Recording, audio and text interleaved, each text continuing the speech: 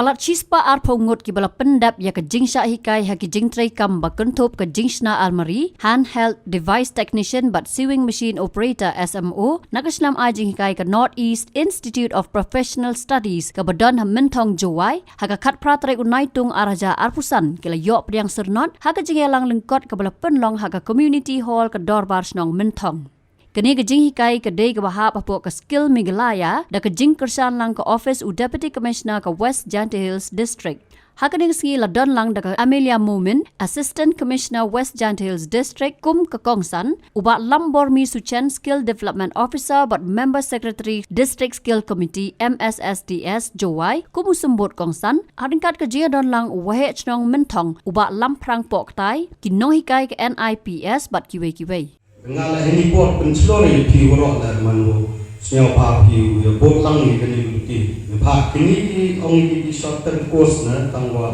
mendapat hak hari kita tu mentoy bahari ngah hadir wada kat kini ke pencelor lembaga ni ga institution pencelor ke ngah hadu permangu lai ga advance level mari dapat itu arbanai lai seperti lah pendak sega advance level yang mobile dari tekan ni teman-teman tu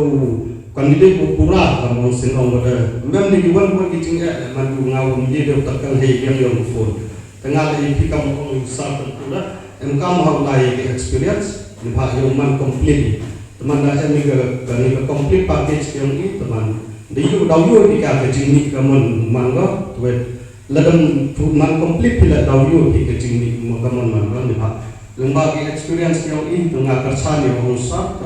Kiwei wan rai kicing job ini.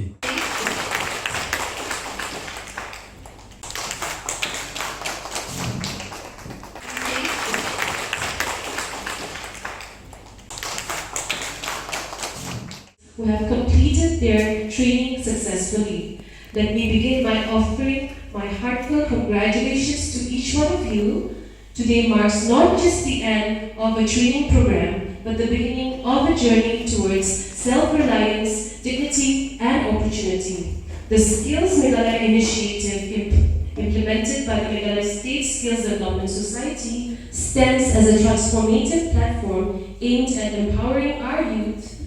through practical training, entrepreneurial development, and livelihood creation. This program reflects the state government's commitment to building a skilled and self-sufficient generation capable of not only finding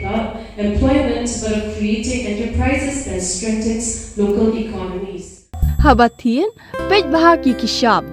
plus F. Ka plus F? Hakabam bangibam dunaki eki bataye kamet. Namar kata habatiru atau kau kamlu ka umpnyang kadut pej ya kashab plus F hakajing som. Yaki nutrient kumki vitamin bat ka ayan la icon diat bada ka bathau bha kam kta ka dur jingki mar bam ka jing mat lani ka rukom shed yaki balehi banai kita ka don ka we ka jing mentoy ba kongsan ka kot ka khia ka nutrition ba kham bha ka jing im ba kham bha pendon kam daki mar bam modon ka sharp plus F menta kasni Lawan Ra Shapi the office jo Commissionariat of Food Safety Shillong Meghalaya